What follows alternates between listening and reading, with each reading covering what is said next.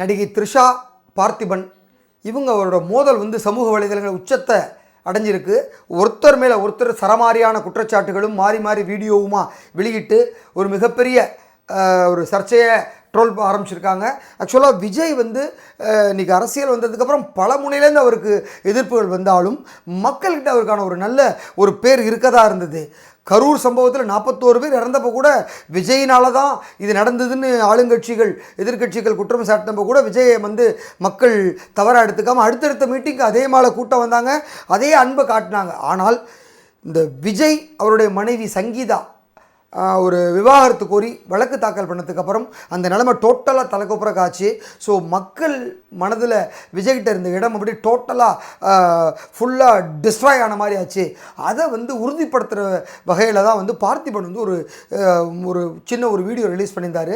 அந்த வீடியோவில் வந்து ஸ்டேஜில் பேசின வந்து ஒரு வீடியோவை ரிலீஸ் பண்ணியிருந்தார்.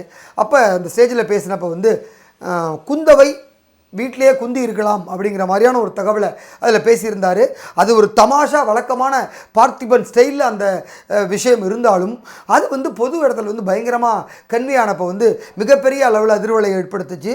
அதுக்கு வந்து பல பேர் வந்து பயங்கரமாக செலிப்ரேட் பண்ணுற அளவுக்கு கமெண்ட்ஸ்லாம் போட ஆரம்பித்தாங்க. இதை பார்த்த த்ரிஷா வந்து உடனடியாக ரியாக்ட் பண்ணி மிகப்பெரிய அளவில் பொங்கி எழுந்தாங்க.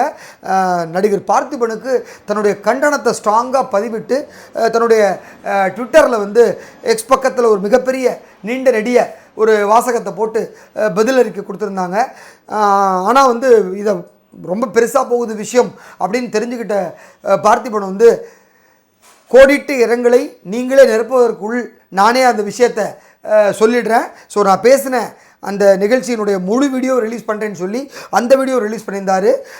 த்ரிஷா குறித்து தான் பேசியதுக்கு வருத்தமும் தெரிவித்திருந்தார். ஆனால் வந்து த்ரிஷா வந்து பார்த்திபன் மேலே பயங்கரமாக ஒரு கண்டனத்தை வாரி பூசினதுனால அவர் அடுத்த அந்த வீடியோவில் பேசினப்ப இப்படி த்ரிஷா வந்து பேசுவாங்கன்னு தெரிஞ்சிருந்தால் நான் வந்து வருத்தமே தெரிவிச்சிருக்க மாட்டேன். நான் பேசுனது எந்த வகையிலும் தப்பு இல்லை.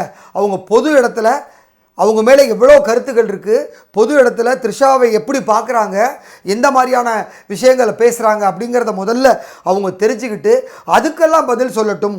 அதெல்லாம் விட்டுட்டு எனக்கு வந்து ரொம்ப ஆர்வமாக உடனடியாக கண்டனம் தெரிவிச்சிருக்காங்களே அப்படிங்கிற ஒரு பதில் அறிக்கையும் கொடுத்துருக்காரு. ஸோ இதுக்கு எல்லாத்துக்கும் ஆரம்ப புள்ளியாக இருக்கிறது வந்து விஜயனுடைய சேர்ந்து அவங்க வந்து ஏஜிஎஸ் வீட்டு திருமண நிகழ்ச்சியில் கலந்துக்கிட்டு தான் இவ்வளோ பெரிய சர்ச்சை ஏற்படுத்தியிருக்கு. ஸோ ஒரு பக்கம் அரசியலுக்கு வரப்போகிறார் அப்படின்னோடனே பயங்கரமாக எதிர்ப்பு வருது. அந்த எதிர்ப்புகளுக்கு நடுவே பார்த்திங்கன்னா அவருடைய ஜனநாயகன் படம் ரிலீஸ் பண்ண பிளான் பண்ணுறாங்க.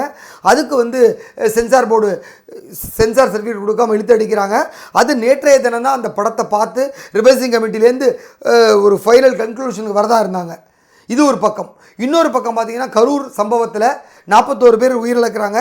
அது குறித்து வந்து சிபிஐ வழக்கு விசாரணை பண்ணி விசாரிச்சுட்டு இருக்காங்க. ஏற்கனவே 2 முறை சிபிஐ அலுவலகத்தில் டெல்லியில் ஆஜரானார் விஜய். இந்த நிலையில் இன்றைய தினம் மீண்டும் விஜயை வந்து டெல்லிக்கு கூப்பிட்டுருக்காங்க ஆஜராகிறதுக்கு. ஸோ இது ஒரு பக்கமாக ப்ரெஷர். இன்னொரு பக்கம் கடந்த ஒரு 5 ஆண்டுகளாகவே வந்து விஜய் வீட்டில் சங்கீதா இல்லை, அவங்க தனியாக அவங்க அப்பா வீடு லண்டனில் இருக்காங்க.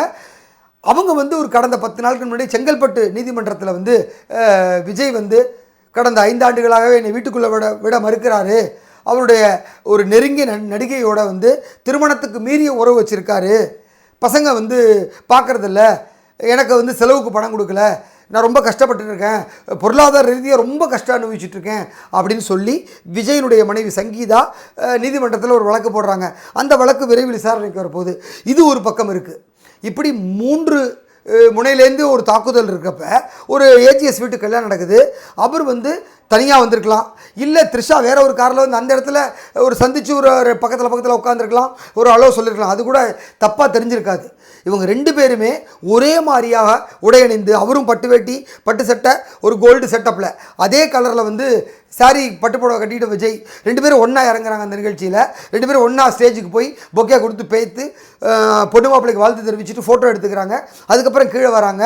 அந்த ஒரு திருமணத்தில் கலந்து கொண்ட வீடியோ ஃபோட்டோக்கள் வந்து இணையத்தில் வந்து அவ்வளவு வேகமாக ஒரு காட்டுத்தீ மேலே பரவுது. ஒரு பொது அரசியலுக்கு வந்திருக்கக்கூடிய பொது வாழ்வுக்கு வந்திருக்கக்கூடிய விஜய் எப்படி பொது இடங்கள் நடந்துக்கணும் அப்படிங்கிறது கூட தெரியாமல் இப்படி நடந்துக்கிட்டாருன்னு சொல்லி பல பேரும் பல விதமாக பேச ஆரம்பிச்சிட்டாங்க.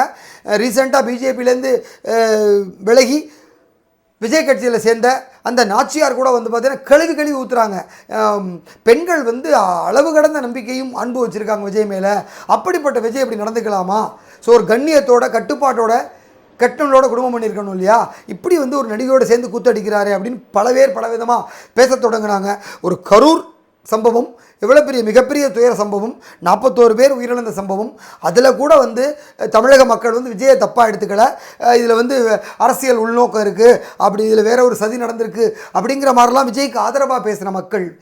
த்ரிஷாவும் அவரும் சேர்ந்து இன்றைக்கி மனைவி ஒரு பக்கம் விவாகரத்து கேட்டு வழக்கு தொடர்ந்த சூழ்நிலையில் நடிகையோடு சேர்ந்து ஒன்றா போய் ஒரு திருமண நிகழ்ச்சியில் விஜய் அட்டன் பண்ண விஷயம் மிகப்பெரிய அதிர்வலை ஏற்படுத்தியிருக்கு தமிழக மக்கத்தில். அவருக்கு இருந்த பேரே ஒட்டுமொத்தமாக டேமேஜ் ஆகிடுச்சு அப்படிங்கிறது தான் பார்த்திபன் வந்து அடிக்கோலிட்டு அந்த ஒரு நல்ல எண்ணத்தில் தான் விஜய் வந்து அரசியலில் கஷ்டப்பட்டு வந்துட்டு இருக்காரு. அவருக்கு இன்றைக்கி மக்கள்கிட்ட ஒரு ஆதரவு பெருகிட்டு இருக்கு.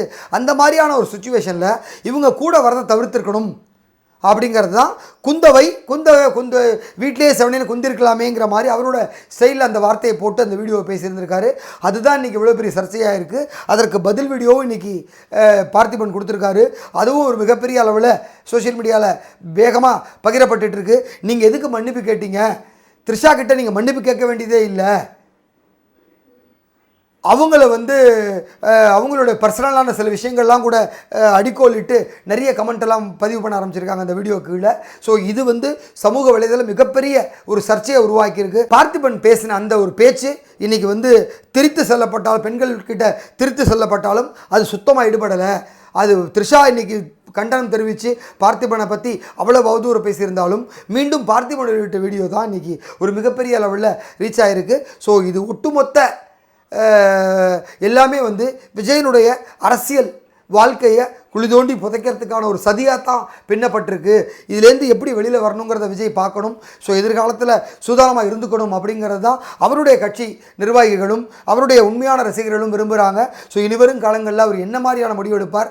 த்ரிஷாவுக்கும் அவருக்கான உறவை பொதுவெளியில் நாங்கள் ஃப்ரெண்ட்ஸாக தான் பழகுறோம், இல்லை இது மாதிரி நாங்கள் த்ரிஷாவோடு தான் சேர்ந்து வாழ போகிறேன் அப்படிங்கிறத ஓப்பனாக சொல்லணும் அப்படிங்கிற மாதிரி எல்லாருமே சொல்லலாமே. கமலஹாசன் வந்து சரிதா விட்டு பிரிந்தாலும் கௌதமியோட இருக்கப்ப ஓப்பனாக சொன்னார், இதனோட தனிப்பட்ட வாழ்க்கை, இதை பற்றி யாரும் பேசக்கூடாது, நான் யார் கூட வேணால் இருப்பேங்கிறது ரொம்ப தெளிவாக சொல்லிட்டு பண்ணார். அந்த மாதிரி சொல்லிட்டு பண்ணிங்கன்னா கூட ஒரு தைரியம் இருக்கும். அதுவும் இல்லைங்கிறது தான் இன்றைக்கி ஒரு எல்லாருடைய ஒரு பேச்சு பொருளாக மாறி நிற்குது. ஸோ விரைவில் இது குறித்து விஜய் ஒரு தெளிவான அறிக்கை கொடுக்க, இல்லைன்னா எலெக்ஷனில் வந்து ஒரு மிகப்பெரிய சரிவை சந்திக்கிறது நிச்சயமாக இருக்கும். நன்றி.